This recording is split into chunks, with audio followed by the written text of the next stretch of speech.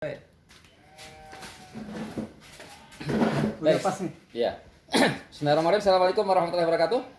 Kembali berjumpa dengan saya Nazarudin, sang inkubator partnership. Nah, kali ini saya kedatangan tamu, bukan tamu sebenarnya, tetangga saya.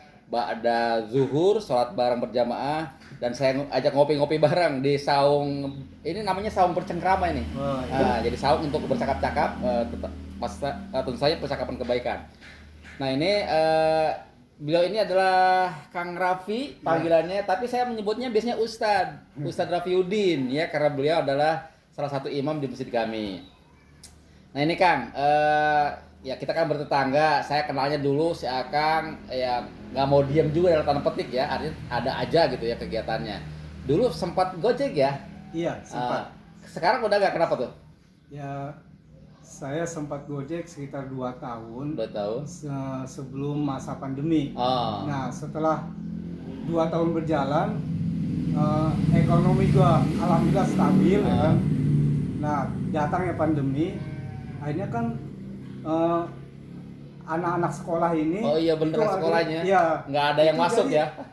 Jadi emang Gojek itu yang diharapkan emang dari anak-anak sekolah. Sebetulnya ya. Sebelumnya dari anak sekolah, dari anak kuliahan ya kan.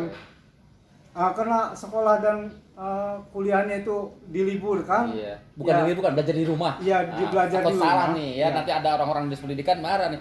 Nggak dilibur, belajar di rumah. Maksudnya di rumah kan, Iya. ya kan. Belajar di rumah secara online. Iya. Akhirnya ya penumpang-penumpang kami tidak ada tuh. Jadi pelanggan-pelanggan kami tidak ada. Ya akhirnya mulailah di situ, mulai ekonomi itu menurun, kan? Menurun. Akhirnya ya sebisa-bisa mungkin lah kita cari nafkah dengan yang lain. Oke, nih ngomong-ngomong itu kan bukan sendirian berarti yang akhirnya dari Gojek itu pada apa, dipecat atau gimana dari sananya? Atau gimana tuh? Sebenarnya tidak dipecat. Tidak memenuhi target? Ya, tidak memenuhi target bisa, cuma kejenuhan.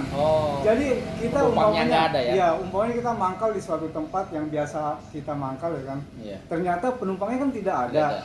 Bahkan satu hari bisa dihitung cuma dapat 3 ya kan. Ya 3 kalau dikali 10.000 cuma 30.000 ya kan. Iya. Ini maaf ya, karena saya ini perokok ya kan. Perokok. Jadi ya habis buat rokok doang gitu sama minum es. Masih ngerokok? Bukannya udah enggak? Ya sekarang udah jarang-jarang. Oh, jarang-jarang ya. Jadi banyak teman juga yang akhirnya. Ya, akhirnya banyak, bukan saya aja sih, bukan saya aja. Cuma ya mereka teman-teman saya ini ya bagian inilah apa namanya, masing-masing kegiatan gitu, cari kegiatan. Nah, kalau si Ustadz sekarang ngapain nih? Sekarang jadi saya gabung dengan anak saya yang perempuan ini. Iya. Kebetulan anak saya ini kan buka akikah online.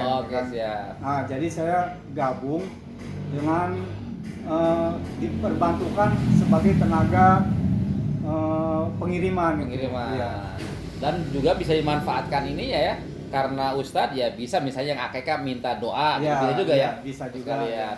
Sekalian ngeriungnya. Iya gitu. Siap, ngeriungnya. Jadi ibu sekalian, yang saya ingin sampaikan adalah memang pandemi ini berdampaknya kemana-mana. Jadi termasuk teman-teman Gojek juga yang memang ya walaupun itu sangat dibutuhkan, ternyata setidaknya untuk Kota Serang nih berdampak banget karena sekolah dan kampus itu di rumah, bukan lagi offline di di sekolah atau di kampusnya.